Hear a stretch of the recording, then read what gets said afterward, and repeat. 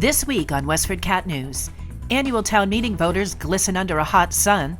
Town leaders issue a statement condemning the death of George Floyd. We recognize that change is not the responsibility of one person or one group. State Representative James Arciero pays a visit to the Forge Beach Playground. Stay tuned. WestfordCAT News is next.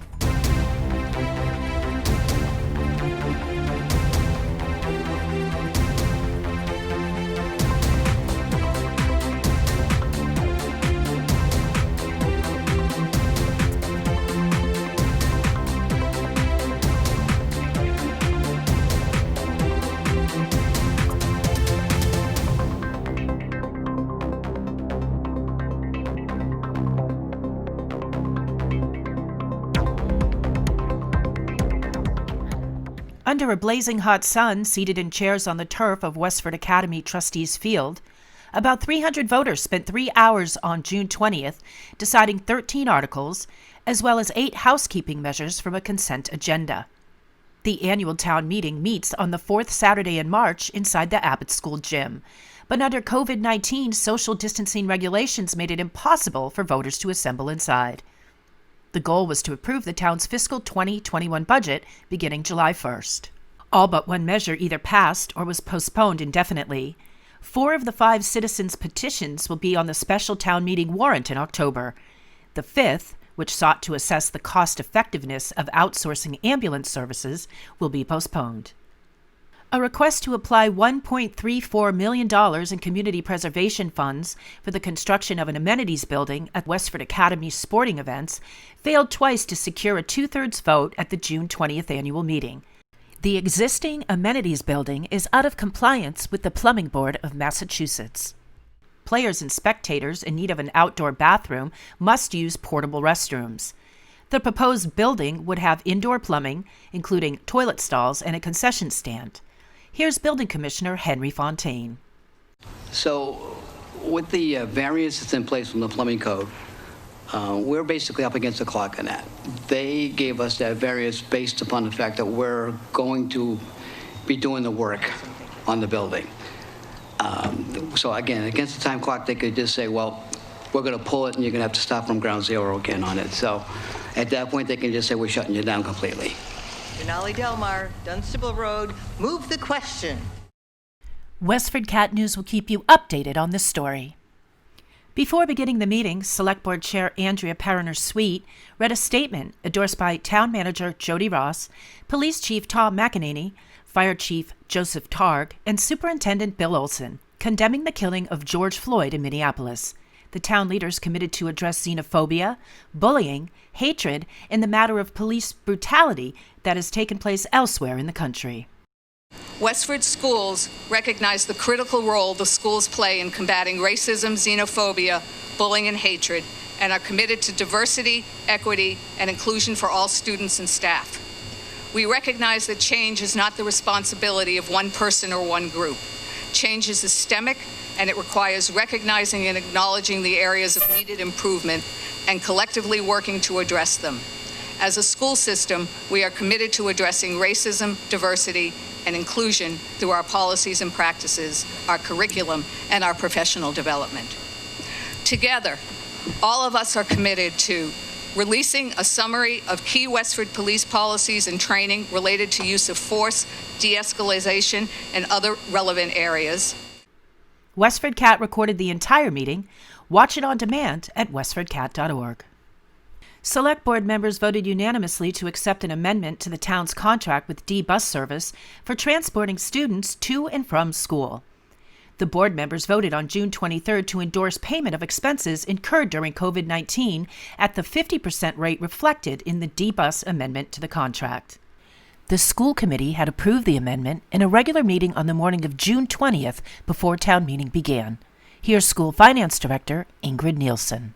So I included in your packet, we said last week, the amendment to the regular transportation big yellow bus contract for the schools. And then on Monday or on Saturday before town meeting, school committee voted to amend the contract, and I sent Monday to Jody, and I believe she forwarded to you the signed contract, which would allow, provide for 50% payment of our contract payments during the school closure.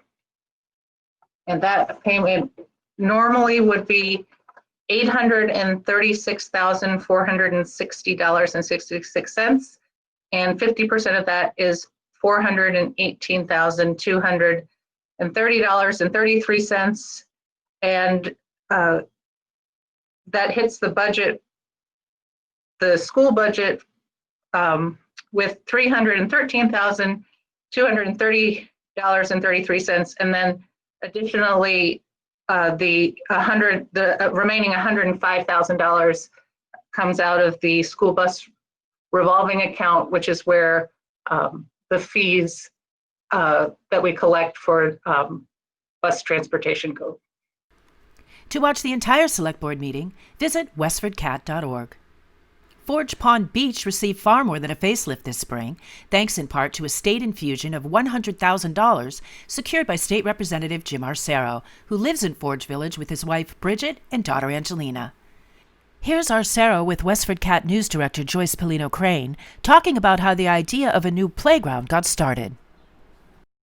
I just listened to a lot of the young families that are in the area that were yearning for a place to bring their family for the afternoon and spend time on a gorgeous playground and have a swim and have lunch. And so the genesis of it really started with talking to families in the area. And then from there, I approached the recreation committee and talked to them a little bit about what I was interested in. At that time, I learned that there was some mitigation money from prior projects throughout Westford that had been earmarked locally for specific for improvements to the beaches.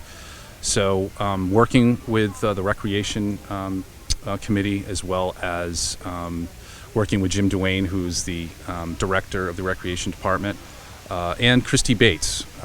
Christy and I have a rich history with working on playgrounds.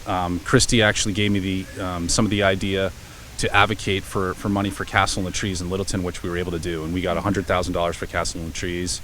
And from there, Christy and I had discussions, about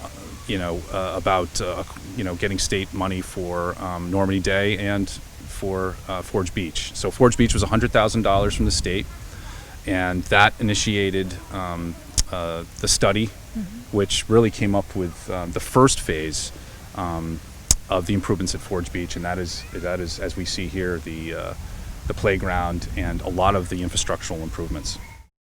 Forge Beach is located at 1 West Prescott Street in Westford. Choopy is a 10-year-old domestic short-hair cat whom we featured back in April, and he's still looking for his forever home. Described by the staff at the Lowell Humane Society as an absolute love bug, Choopy likes to be held and pet. Here's Crystal Arnott with more. Choopy is a 10-year-old domestic short-hair looking for a home. He is clearly very handsome and super duper sweet. He came into us. He was having some issues in the prior home with with having blood in his urine. We were able to figure out that was highly stress related, and he's doing well now. He's not having that issue any further. But he's an absolute love bug. He loves to be held and pet. His favorite thing is to give hugs. He will just sit like this all day long if you let him. And he's just super sweet. He was in a foster home for a little while and it was a little too busy for him. So we found out that he really would love a home that has maybe older kids or teenage kids and up. A lot of noise and hustle bustle really stresses him out. Maybe another really relaxed cat would be okay, but he really does not like dogs at all. That is too stressful for him. But he's very social. He loves to be around people. He wants to be with you all the time. So far today, he's been sitting up on this desk every time I try to do something. He's a really good pandemic pal if you're looking for somebody to keep you company while you're working from home. He's just a complete love bug. We are looking for an adopter that has had a vet in the past that they've had a relationship with.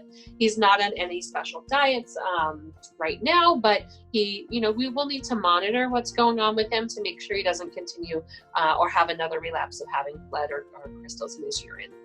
So whether you need to adopt a pet or you need to surrender a pet, you do need to call the shelter for adoptions. One of our staff will talk to you about the pet you're interested in and kind of go over what their needs are and talk to you about your lifestyle, both currently and what it looks like when we're not in the middle of a massive quarantine, because it is important to remember that while you're home a lot now, you're going to go back to a regular life someday, hopefully in the near future.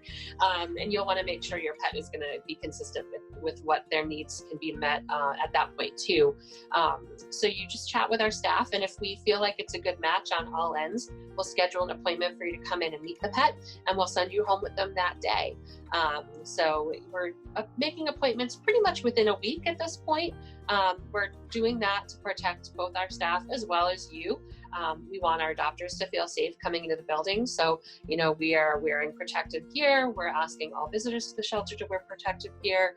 And we're limiting, one visitor to the shelter at a time to meet prospective adoptive pets, to be able to really limit the interactions here. And we're also cleaning up after the people move through. So, we sterilize and everything before they leave. So. If you think you'd like to give Choopy his forever home, or would like more information on him or on donating to the Lowell Humane Society, visit their website at lowellhumanesociety.org or call 978-452-7781. You can also find them on Facebook. I'm Patty Stalker, and you're watching WestfordCAT News.